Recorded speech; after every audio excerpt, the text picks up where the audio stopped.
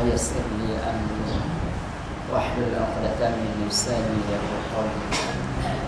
اللهم صل على سيدنا محمد طب القلوب ودوائها وعافية الأبدان وشفائها ونور الأبصار وضيائها وعلى آله وصحبه وبارك وسلم. Amma ba'd. Yang muliakan saudara penasihat kita pada pagi malam hari ini, Ustaz Zaki Mano, Ustazah, makcik-makcik, kakak-kakak yang dikasihi Allah sekalian. Bersyukur kita kehadrat Allah Subhanahu wa taala karena pada pagi ini kita masih berada dalam Ramadan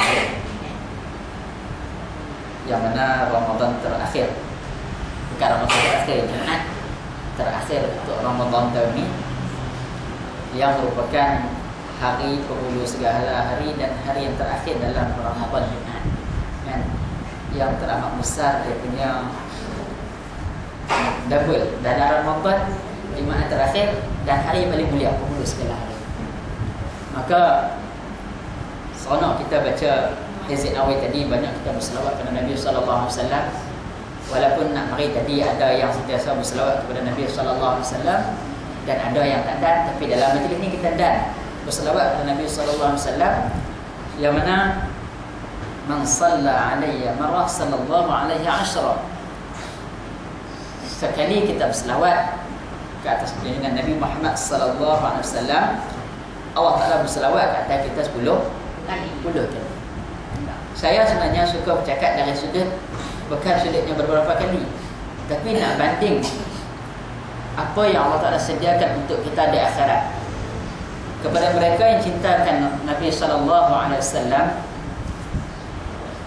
dengan perasaan cinta itu dia berselawat, berdoa, memohon rahmat kepada Nabi, mohon rahmat kepada Allah untuk Nabi sallallahu alaihi wasallam. Semuanya itu tidak akan dipersia-siakan oleh Allah Subhanahu wa taala.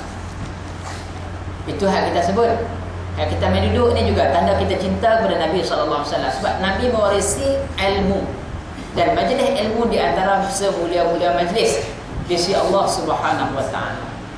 Balik segi pakat beramal pula, apa yang kita dapat lagi banyak, dan berlaku peningkatan dan iman dan ketakwaan kepada Allah Subhanahu wa taala bagi mereka yang berada dalam majlis ilmu dan juga di luar majlis ilmu dan beramal.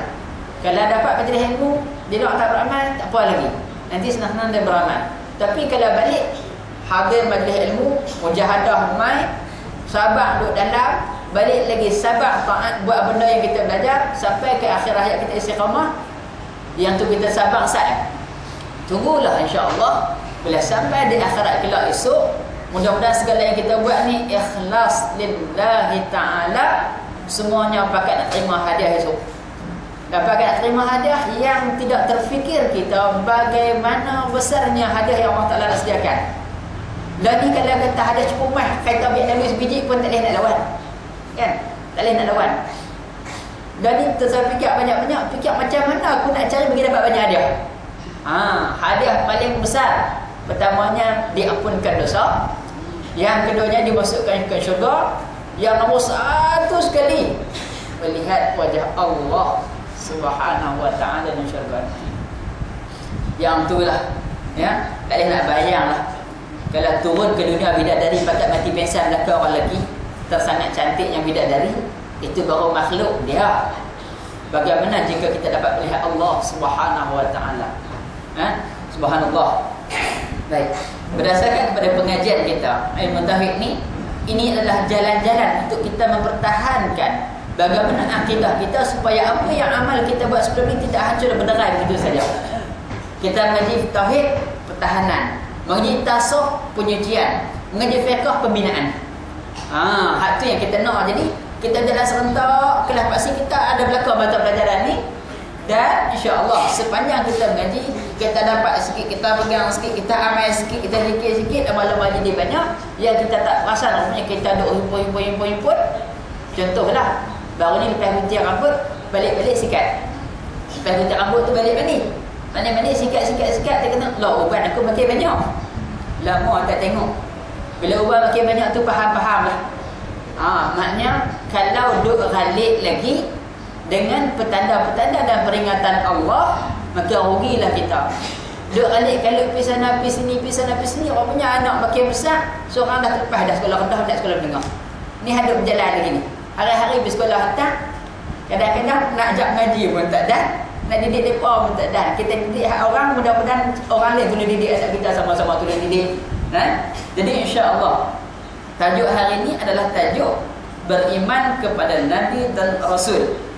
Dan saya mengira tajuk yang telah lepas, yang pada saya agak kritikal lah tak faham, tapi tuan-tuan dan puan lepas faham dengan baik apa yang kita bincang itu berkenaan kalimah la ilaha illallah, apa syarat sahnya, bagaimana keadaannya, apa yang wajib kita ni lintas dalam hati kita akan menyebut la ilaha illallah tu. Kira ada hadis panjang lah, ulang balik hati budak sejam kan. InsyaAllah kalau jika dipanjangkan umur ada resti barangkali lepas ni, jika Pak Sri berminat, kita sambung ulang balik kitab ni, ataupun kita main di kitab tinggi sikit. Yang tinggi sikit tu tak tahu hak yang ngajak ni boleh sama tinggi dengan kitab tu ke tak. Kitab tu kalau tak ada orang. Tapi hak nak menyampai tu. Hak nak menyampai tu padan dak yang dengan kitab tu. Sebab lepas ni ada satu kitab lagi yang agak tinggi, iaitu Aqidatul Najim. Aqidatul Najim tu boleh tahanlah jugalah ada punya huraian ya. Walau macam mana pun, kalaulah fas'alu ahlal dzikri in kuntum la ta'lamun, tanyalah mereka yang ahli. Bahagiannya jika kamu tak tahu, tak erti kena ngaji. Baik, kita baca sikit. Beriman kepada Nabi dan Rasul. Setiap orang yang mukallaf, setiap orang yang mukallaf, saya baca dulu wajib menerima sekalian yang didatangkan oleh Rasulullah sallallahu alaihi wasallam daripada segala pekerjaan agama, dan mempercayai segala yang dikhabarkan mengenai sekalian perkara ghaib.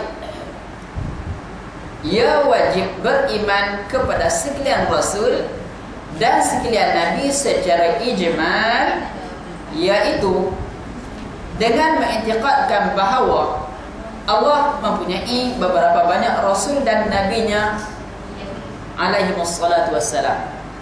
Dia tulisnya sallallahu alaihi wasallam, tapi ia satu lagi tu tak nak berapa makna. Ya. Kadang-kadang dengan budak sekolah SW apa subhanahu wa ta'ala. Hak Allah SWT dia terbaca dengan sallallahu alaihi wasallam.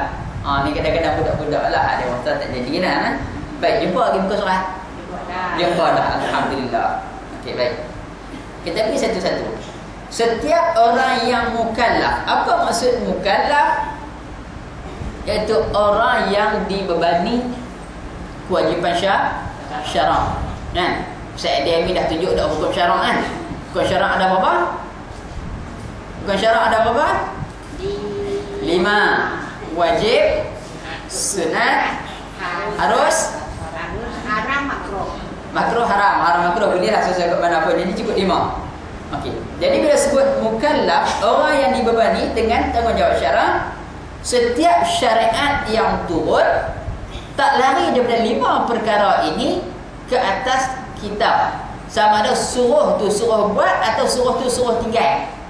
Okey, ataupun pilihan nak buat. Faham tak pilihan nak buat?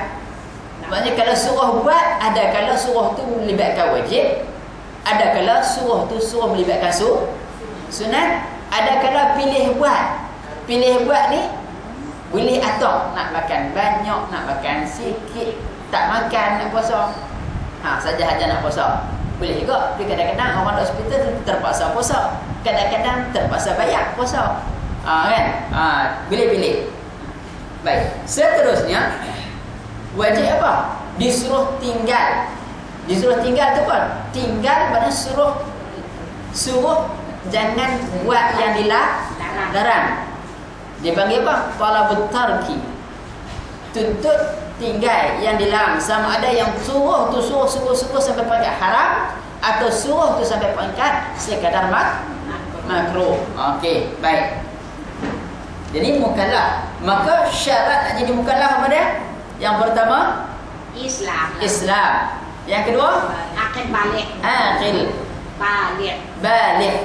Yang keempat apa dia? sampai seru. Sampai seru ni macam mana yang dibincang tu?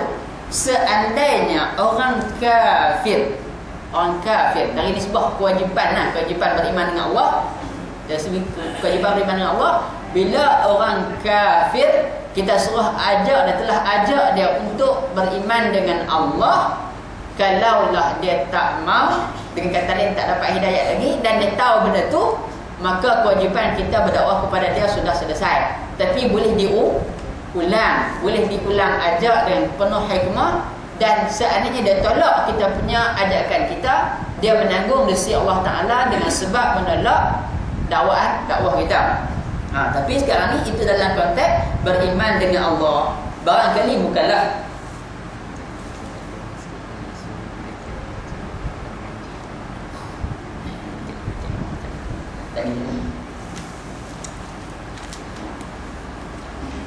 jadi kita ni mukallaf lama dah. Silap sebut jadi mu'alaf. Jangan mukallaf. Kan kita jumpa Al-Quran. La yukallifullahu nafsan illa wus'aha.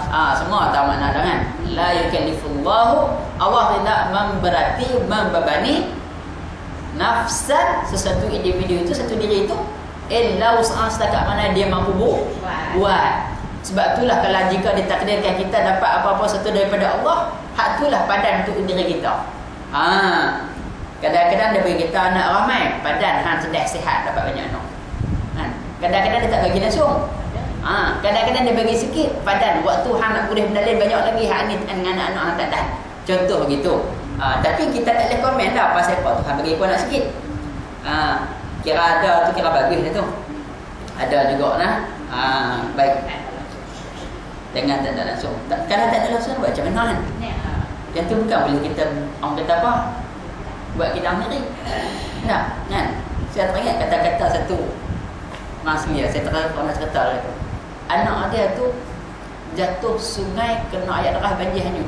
Cari-cari mati lah. Pak dia bakul tu, ya dah.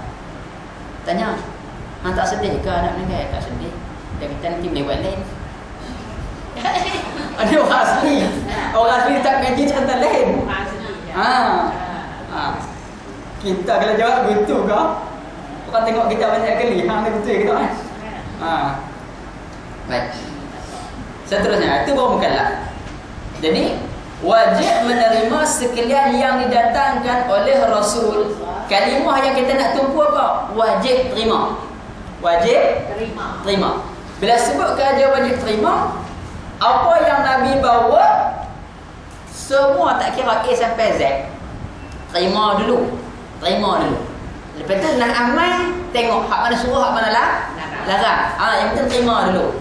Sebab itulah kalau tuan-tuan dan perempuan tengok bagaimana iman Abu Bakar As-Siddiq radhiyallahu anhu dapat gelaran, bukan pingat gelaran yang paling mulia di atas manusia atas dunia ni.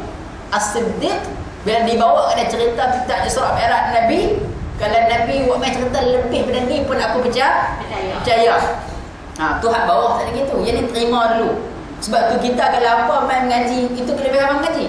Bila main dengar terus habaq masa aku ni duk buat benda ni lama dah tak betul, ini nak ubah tak ubah dah jadi rutin tabiat aku.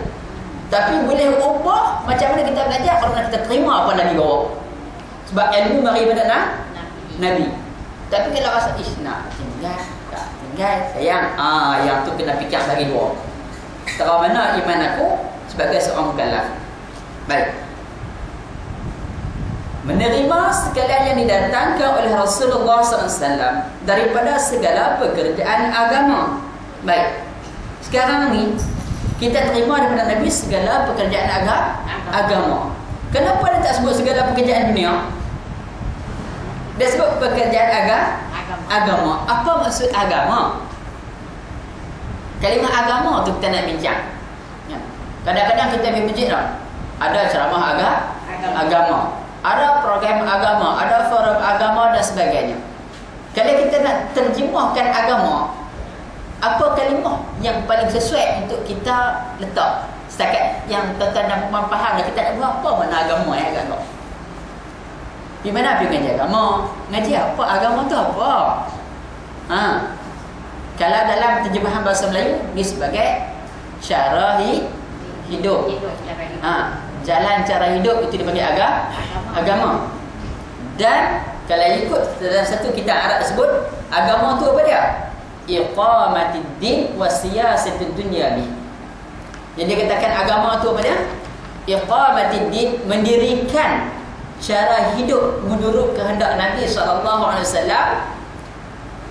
Okey. Wa siyasatid dunyawi, dan siasah ni apa dia? Kita menguruskan urusan politik kehidupan kita yang berkaitan dengan agama tadi. Maksudnya macam ni. Sekarang ni kalau kita nak sebut agama itu ialah perkara yang kita belajar, kita tahu, kita laksanakan agama. Dalam keadaan yang sama, agama yang dibawa oleh Muhammad SAW ni adalah agama yang lengkap melengkapi seluruh aspek kehidupan. Baik. Daripada situ kita kena faham apa bidang yang Nabi Muhammad tak terjun buat. Perang, ketua perang. Lagi apa lagi? Ibadat, ketua ibadat. Kalau banding dengan akhlak paling mulia. Keluarga, ketua keluarga paling baik. Lagi nak bincang apa lagi? Peniaga paling amanah dan jujur. Tahu nampak? Kalau kata sektor pertanian, okey, yang tu sektor pertanian Nabi bincang dengan sahabat bagaimana tengok plek. Wak mai sahabat ketuk bunga kurma tu atas dia punya kan, dia bunga tu kan. Last kali tu yang Nabi jawab, antum a'lamu bi umuri dunyakum, kamu lebih tahu urusan dunia kamu. Tapi nak tanam pokok biar tanam sendiri. Kan? Kemudian kalau nak buat apa-apa jangan berkaitkan dengan orang, hak kita sendiri tak apa. Tapi kalau untuk nak buat penciptaan sesuatu yang lebih maju, tak ada masalah. Itu tak masuk dalam bidang ni. Faham? Jadi yang dikaitkan dengan dikatakan iqamatid din ni wasiyasatid dunyawi, bagaimana kita nak mendirikan agama dan melaksanakan agama dengan penuh bijaksana. Boleh tak kita laksanakan agama sekarang? Sebab itulah dalam cerita kes ni persoalan yang timbul dalam masyarakat kita, dalam konteks negara kita. Bila cerita beragama, politik mesti disentuh. Sebab tidak, kalau tak sentuh, kita terpaksa buang satu aspek penting. Nabi adalah ketua politik. Walaupun zaman Nabi tak ada pilihan raya. Kena faham itu.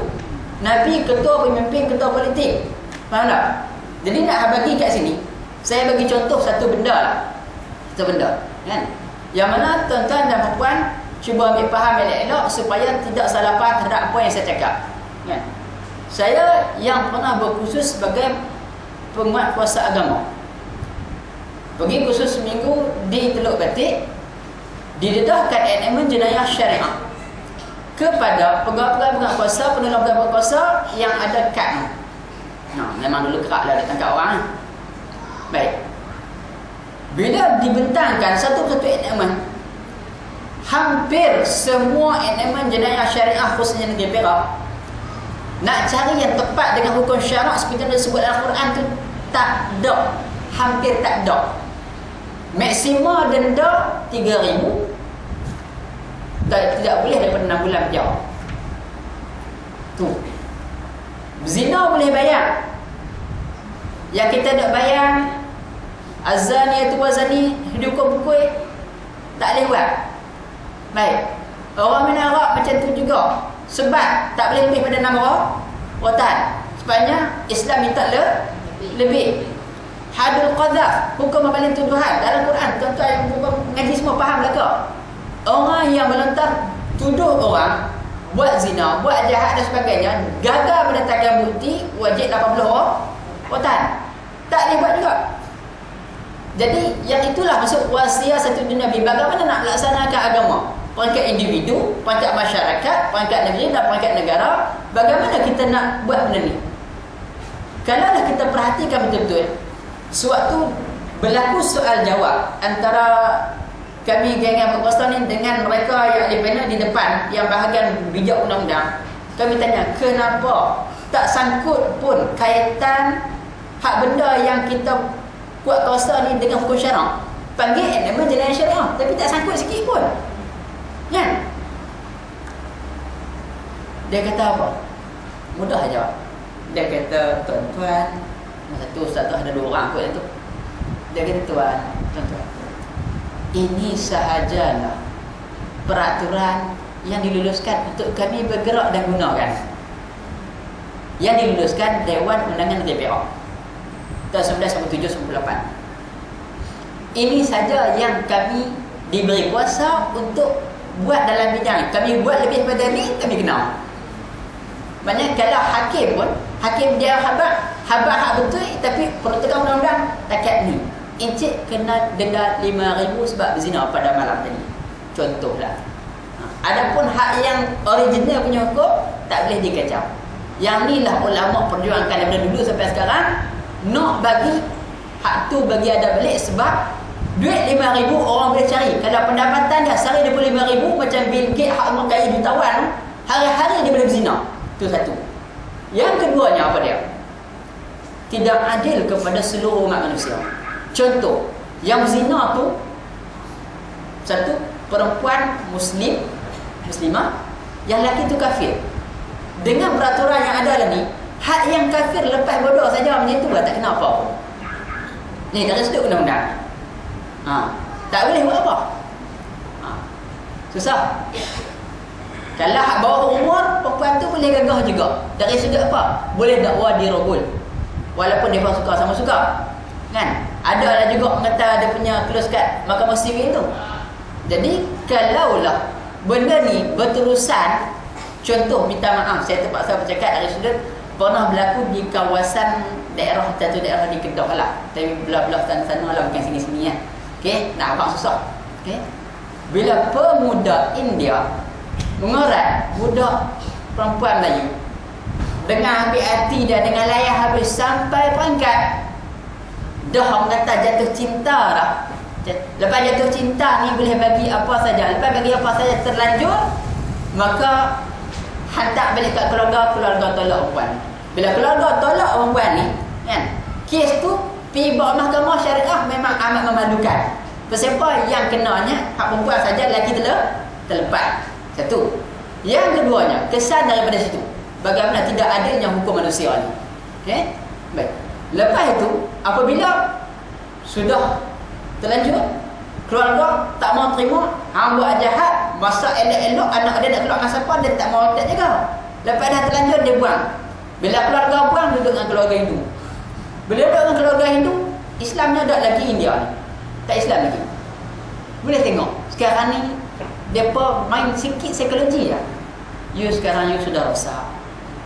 You punya keluarga sudah buang. You nak pergi mana lagi? Nampak? Benda ni bukan seorang, beratus jadi. Selangor pun jadi, kat Kedah pun jadi. Tak mahabang kat mananya. Sebab itulah waktu saya masuk ke bank BSN di Bandar Baru Bangi, tengok daripada belakang, pakai t-shirt, rambut berdedat, tangan putih, gebu elok. Bukan, saya nak tengok. Dah pasal beratok kita nak ambil duit kan. Kali-kali kita tengok muka Melayu yang ada tani. Allahu Akbar ya Rabbi. Perasa punya kecil hati tak ada lah kan. Last kali dia bagi pilihan, you nak ikut kita, agama kita ke, you nak kekal agama you. Kalau you ikut kita, kita boleh belayu, kita boleh sara you hidup. Okay, esok lepas bersalin, okay, you bebas nak pergi mana tak apa kan. Last kali habis seorang. Yang jahatnya, hak mana pergi jahanam dengan India ni, balik asrama duk cerita, oh syok lah India ni, dia buat macam ni, dia buat macam ni. Hak duk lalu tergedi-gedi nak pergi blok ada asrama. Oh jahatnya ya Allah. Dia cerita macam-macam ya? Hak yang jenis bagi mewah pada kawan-kawan, nak handphone. Ada budak sekolah kawasan Kerian berkawan dengan India umur 40. Kawan ni budak perempuan ni kerja kat RNR Al-Muria Bukit Merah. Tak sebut nama, tak jadi empat. Nah, apabila kawan ni duk main minum air, buat projek lebuh raya macam tu, main minum air, layan sembang ke pelayan, hantar air apa semua right? Lepas tu sembang. Bila sembang berkawan rapat, dia bagi duit. Lepas dia bagi duit, dia ni bagi handphone. Lepas dia bagi handphone, dia ni bawa jalan. perempuan ni orang susah, adik-adik baru ketampak, mak susah, mak ayah tak ada. Bila sampai satu ketika India tu bawa dia, sampai dia pun dah orang kata merasa India ni sayang kat dia, tak ada apa dah. Apa India tu nak pegang tangan semua dia bagi. Saudara dia telefon saya tu masa tu pegang kat kos tu. Saudara telefon, "Ustaz, boleh tak tolong nasihat gini-gini?" Bila kata tak apalah, saya cari ruang daripada Kuala Lumpur pergi ke Bukit Merah, pergi daerah sekolah, masuk abang minta apa semua, duduk dalam bilik yang cermin, sembang. Terus ni tengok. Dia kata, "Saya orang susah. Orang kampung saya buat tak tahu kat saya. Ayah saya tak ada. Mak saya nak jaga adik-adik. Siapa nak kerja, nak cari makan. Kan? Tapi bila saya, dia ni tu bagi duit kat saya boleh belanja, lapar, bagi kemudahan kat saya. Lepas tu saya nak cari apa lagi?" Dia patah balik batai hidung kita, masyarakat kita buat tak tahu pada orang susah. Yang tu lah. Orang susah ni cerita dia punya ni, kita pada kebiasaan sekali tolong sekali tu lah. Kan? Sekali tu sekali tu lah. Jadi kalau kita yang nak jaga kita punya kekuatan masyarakat, kena ambil tahu perjalanan. Kalau hari ni kita tolong, esok orang lain tolong, lusa orang lain tolong, atau minggu depan orang lain tolong. Macam tu cerita dia supaya apa?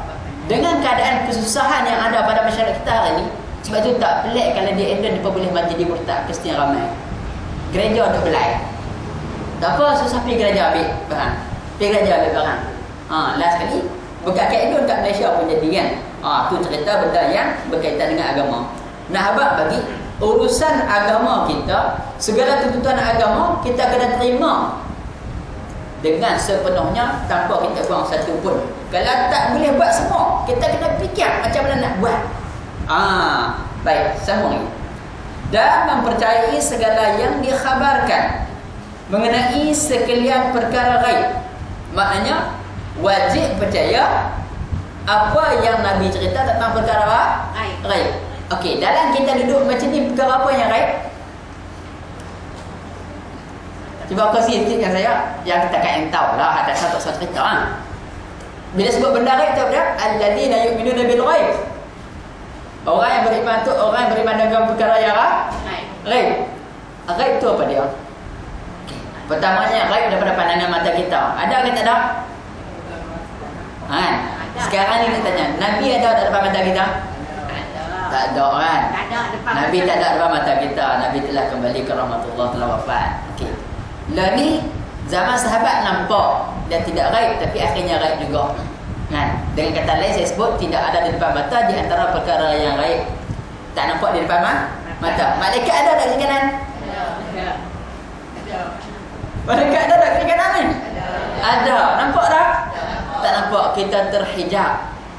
Kita terhijab mata kita dengan sebab mata kita terlampau lemah, tak boleh tengok malaikat di kanan. Ada. Itu ghaib. Lepas ni pakai rasa di lubang kubur, alam barzakh. Jadi hak atas dunia apa ada benda ghaib, lepas kita mati lagi banyak benda ghaib. Sampailah kita sama ada ke syurga atau ke neraka Allah Subhanahu taala. Nabi dah habaq dah, Quran dah habaq dah satu. Sebab tu kita wajib beriman. Kenapa? Siapa yang buat benda ni main-main, dia akan rugi pasal benda tu pasti akan jadi, pasti akan hadir. Kata pepatah Arab, kullu ma huwa atin. Setiap benda yang mendatang tu pasti akan datang. Antara dua, kita kalau tak mati panjang umur tua mati juga kan? Sama je. Sampai juga masa dia. Okey, baik. Ia wajib beriman kepada sekalian Rasul. Berapa dah ni? Pertamanya wajib terima yang dibawa oleh Nabi. Yang keduanya apa dah? Wajib percaya dengan apa yang diberitahu oleh Nabi. Yang ketiganya apa? Wajib beriman dengan sekalian Rasul dan sekalian Nabi. Dia kata ni secara ijmal. Faham ke kalimah ijmal? Pandai cara borong. Pandai dah. Orang kata secara pukul rata, sekadar tahu pun padan lah. Macam tu secara ijmal. Secara umum lah senang kata. Secara umum. Kalau orang tanya, dia tu ada anak tak? Berapa orang anak dah? Aku tahu dia ada anak. Berapa orang tak tahu? Tahu dia ada anak, sudahlah. Macam tu. Yang tu cara ijma'. Secara ijma', nak bagi contoh senang faham. Iaitu dengan mengiktikadkan bahawa Allah mempunyai beberapa banyak rasul dan nabi. Ceritanya yang wajib kita beriman, Allah itu ada banyak nabi dan ada banyak rasul. Itu ya yang hak pertama yang kita nak bincang pada rangkap yang pertama ni. Ya.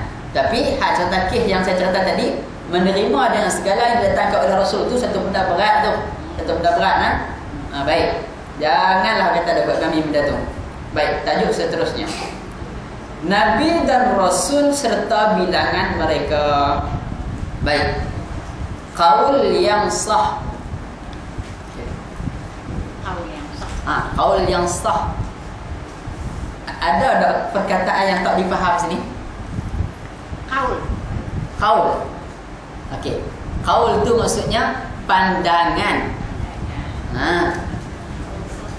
Qaul tu yang kalau terjemah ke dalam bahasa Melayu dia maksud pandangan. Asalnya qaul ni perkataan, kata-kata. Tapi bila dia istilahkan dalam ilmiah dia panggil pandangan. Kadang-kadang ustaz-ustaz disebut qaul yang rajih. Qaul yang rajih. Baik. Sah faham sah? Sah faham semua. Tak apa. Bahasa apa tu? 50 tahun lepas aku terima ni punya sah tak? Sah. Ingat lagi tu. Baik. Bila sebut qaul yang sah, maksudnya pandangan yang sah, yang betul.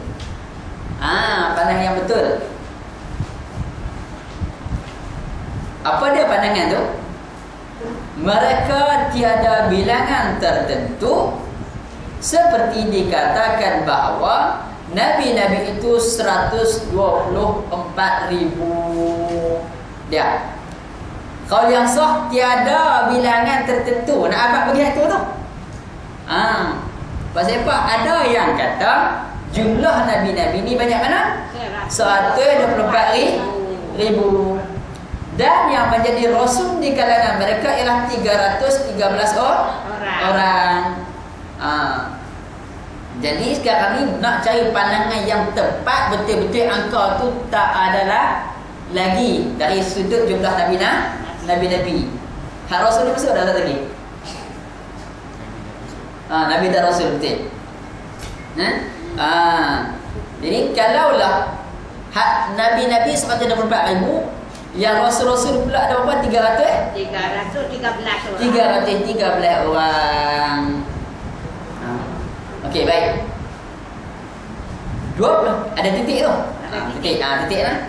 Jadi pandangan yang paling tepat ialah tiada bilangan tertentu. Sebab tak boleh nak, sebab benda ni lama, kan? Tak ada berita nak himpun tu susah. Tak apa, yang pengetahuan umum saja.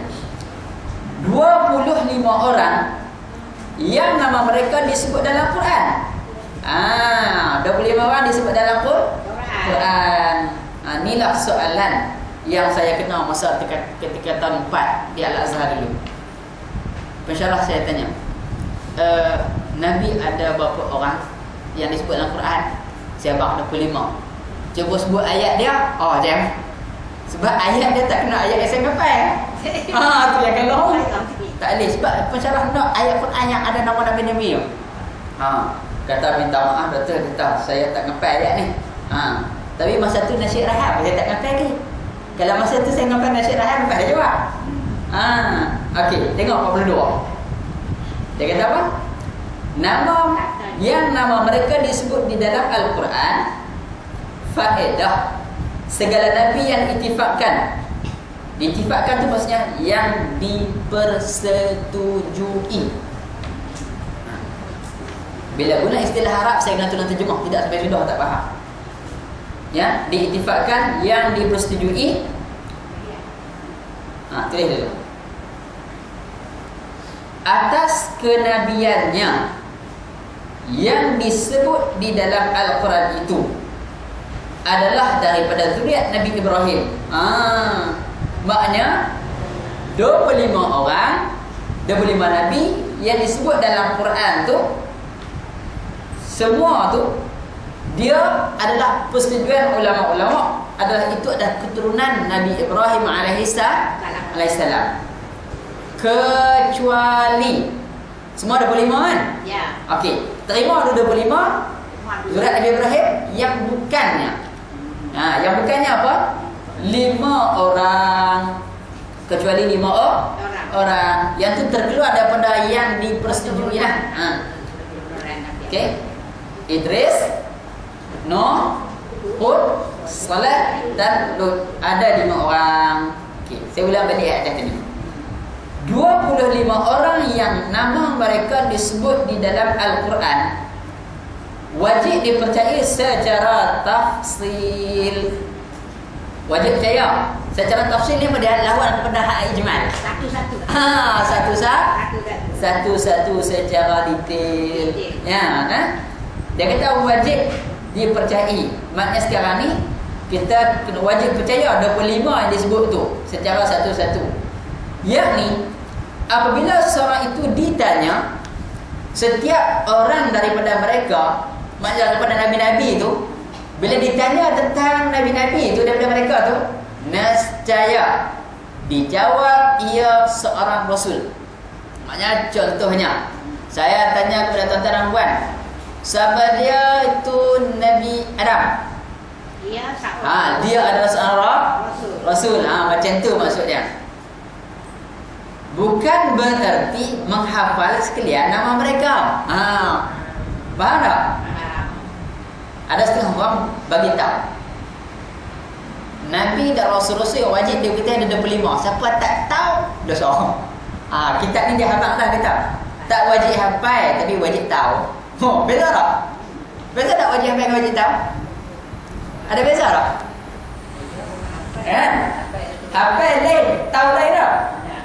Saya tahu tepi Sungai Kerian ada pasar orang barat baru. Itu tahu. Tapi siapa peniaga dia dapat kena ngapai? Tak lah. Tak lah ngapai lah. Katakan ada 30 peniaga kat situ. Padahal lah. Okey, baik. Tengoklah. Jika ia menafikan kerasulan mana-mana seseorang daripada mereka, maka tiada khilaf tentang kufurnya. Apa maksud tiada khilaf? Tiada perselisihan pandangan ulama. Ulama tak ada clash. Contoh macam ni kan. Orang tanya saya, contoh je lah. Atau orang tanya si A, Nabi Adam tu Rasul ke orang biasa? Dia kata orang biasa je. Dia bukan Rasul. Kalau dijawab macam tu, dia nafi kerasulan Nabi Adam AS, maka apa yang berlaku? Sahih kata dia. Memang sah lah dia jadi kufur.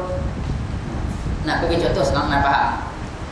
Dan jika ia berkata, aku tiada mengetahuinya, atau bagiku ia bukan Rasul, maka kebanyakan ulama mengatakan ia menjadi kafir.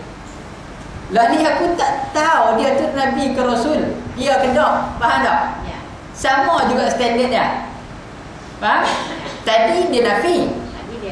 Nafi. Nafi kata Nabi Adam tu bukan Rasul. Sekarang panggil kedua pula dari segi hukumnya, kalaulah dia tak tahu, berat tu. Kalau tak tahu, betul ke tak ni? Dia ni Rasul ke bukan? Maka ulama, bila sebut kebanyakan ulama, kalimah kebanyakan kita terjemahkan sebagai majoriti lah. Semua ke sikit? Sebahagian besar. Sebahagian besar ulama kata ia menjadi kafir. Pandangan ni kuat jugalah pasal ramai. Dan setengah mereka berpendapat tidak menjadi kafir. Okey, baik. Dari segi pengajian, kalau tuan-tuan dan puan jumpa kalimah qaul, iaitu pendapat, dalam istilah fiqh biasanya pendapat itu adalah pendapat yang kuat. Bila qaul, pendapat yang kuat. Tapi kalau datang dengan kalimah qaf ya lam qil, kata qil atau qil qil, maka itu adalah maksudnya, maknanya apa? Dikatakan. Siapa kata? Tak tahu. Dari segi hukum fiqhnya, dia dipanggil satu pandangan yang lemah. Macam tu nak bagi senang faham. Kalau qaul ada tuan dia habaq. Kalau qil tak tahu siapa yang kata. Dan ada juga ada tuan dia kata pandangan dia lemah. Sebab hujahnya lemah. Baik. Jadi kaul tu maknanya pandangan yang betul. Kalau dah maksudnya macam ni. Kalau jumpa baca kitab jumpa qaul, qaul biasanya qaul itu ada tuan dia. Orang yang dikata. Baik. Kalau qil maksudnya dikata. Siapa yang kata? Tak tahu. Macam kita pernah dengar, aku pernah dengar orang kata, qil itu. Siapa kata? Tak tahu. Tu qil tu. Tapi kadang-kadang ada juga qaul disebut qaul yang dhaif, pandangan yang lemah. Qaul juga tapi lemah. Tu pun dari segi fiqh pun tak apa nak boleh pakai juga. Ada kalanya lah. Okey, baik. Jadi rangkap kita tentang hak yang berkenaan yang Nabi-Nabi dan Rasul-Rasul ni telah selesai satu tajuk, dua tajuk dah. Jadi sebelum nak pergi kepada nama-nama Nabi dan Rasul, yang kita nak sebut Nabi tu, kalimah Nabi tu maknanya apa? Nabi ialah kalimah Nabi tu, Nabi kita dalam bahasa Arab kan? ya. Dalam bahasa Melayu? Apa dia?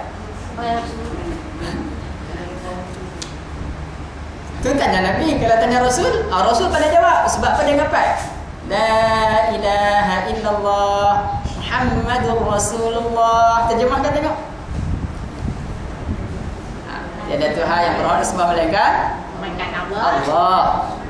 Muhammadur Rasulullah. Muhammad itu pesuruh Allah. Rasul dia tahu pesuruh, tapi kita tanya makna Nabi. Dia tengok kiri, dia tengok kanan.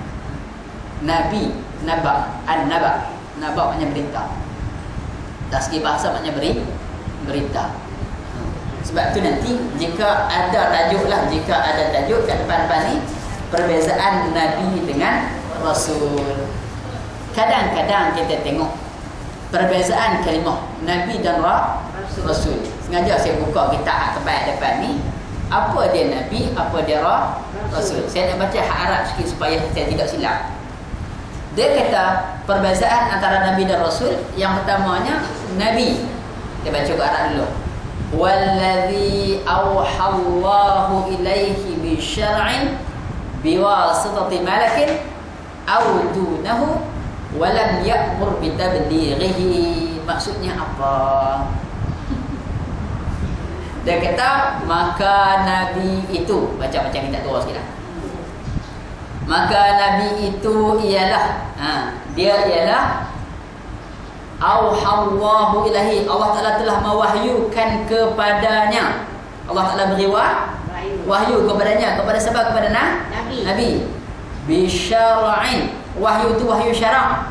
Bukan wahyu untuk baca tekong. Wahyu syara' biwasitati malakin, dengan perantaraan malaikat. Dengan perantaraan malaikat. Baik. Audunahu ataupun bukan dengan perantaraan malaikat. Macam mana nak abang tu ilham tu? Walam ya'mur bitablighihi, walam yu'mar. Walam yu'mar, dan tidak disuruh bitablighi, menyampaikannya. Dia dapat wahyu padan untuk diri dia sahaja. Baik. Kalau kita nak buat contoh ke mana lah, kalau dari segi duit lah. Ni, ayah bagi duit, aku bagi duit ni untuk hang belanja seorang, jangan bagi kat orang lain lah. Adik-adik hang tak saya bagi, kat abang hang tak saya bagi. Contohnya gitu. Kita pakai duit tu untuk seorang-seorang kita aja. Macam tu lah lebih kurang nak pergi faham Nabi tu. Baik. Wa Rasul, manakah dikatakan Rasul? wa ma auha ilaihi bi syar'in wa amara bi tablighihi wa umira bi tablighihi, iaitu apa yang diwahyukan kepadanya. Maksudnya Allah Taala wahyukan kepada dia, dia dapat wahyu bi syar'in, wahyunya adalah wahyu syara', wa umira bi tablighihi, dan disuruh menyampaikannya. Itu je bezanya pun. Jadi kadang-kadang kita boleh tahu tak bila Nabi Muhammad jadi Nabi, bila Muhammad jadi Rasul? Tahu tak? Dah tahu? Dah tahu. Nabi Muhammad masa dapat wahyu pertama, itulah diangkat menjadi Nabi. Masa tu Rasul lagi. Tengok ayat dia apa? Tengok ayat dia. Iqra bismi rabbikal ladzi khalaq. Sebelum tu Iqra ya Muhammad, Jibril hafal, baca. Aku tak reti. Baca lagi. Aku tak reti. Baca lagi. Aku tak reti. Last kali Jibril ajar, Iqra bismi rabbikal ladzi khalaq. Ada tak Jibril semua pergi ajak bini hang di rumah? Ada tak? Tak ada kan? Tak ada lagi. Arahan tu sampai kat siapa? Baru sampai kat batang tubuh Nabi sahaja. Tak ada untuk orang lain lagi.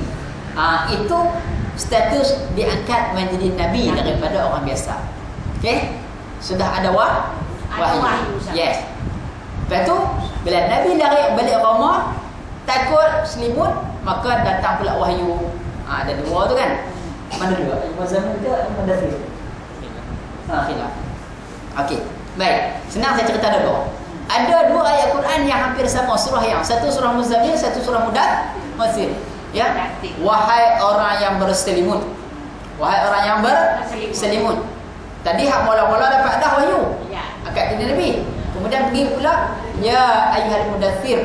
Muzammil pun dia juga. Tak apalah, cerita ada dua. Cerita makna. Wahai orang yang berselimut, qum fa'anzir, bangunlah beri peringatan. Bila beri peringatan bermakna dia kena sebarkan apa yang dia dapat kepada orang lain. Macam kita dak pesan lah, ni mak tinggal 2-3 hari ni, jagalah adik-adik kan. Taklah hang pandai dah jaga diri hang. Jaga adik-adik, tengok makan minum depa, tengok nak sekolah depa. Hak tadi pesan bagi duit, hang jangan bagi belajar adik-adik. Untuk dia seorang je. Ini pesan suruh jaga adik-adik, tengok sembahyang depa macam mana, makan depa macam mana. Jangan duk alik tengok TV ya. Mak sudahlah belajar sikit-sikit. Tinggal pesan tu. Jadi cerita bagi sahabat bagi bila sampai martabat Rasul, sudah wajib dikongsikan ilmu itu kepada orang lain. Dan ayat yang lain, wa anzir ashiratakal aqrabin, dan beri peringatan ashirataka, keluarga kamu, al-aqrabin yang paling hampir. Sebab tu orang pertama dia dakwah siapa dia? Khadijah. Khadijah isteri dia. Baik. Sebab itulah kalau dari segi teknik dakwah lah, berdasarkan kepada ayat yang kita bincang ini, yang paling baik ni dulu. Dapat ilmu kita buat, kita amal dulu.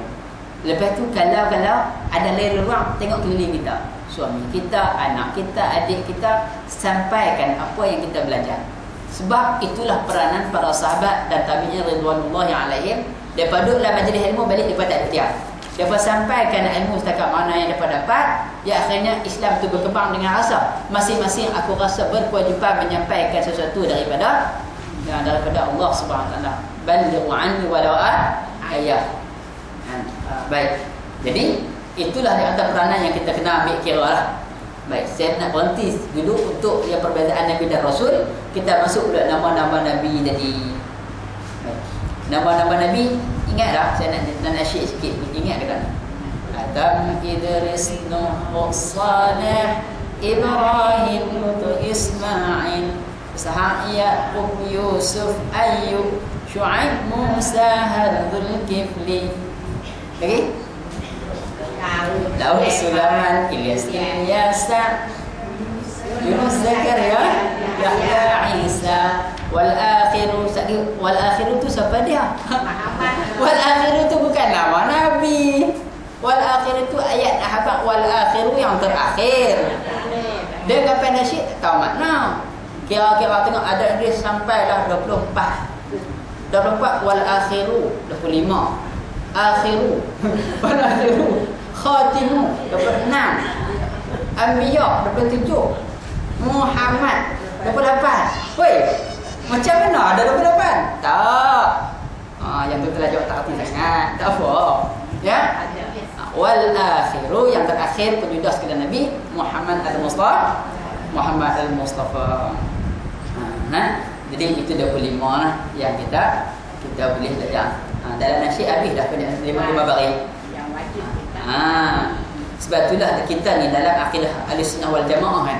Dalam akidah Ahlussunnah wal Jamaah ni kita kena ambil berat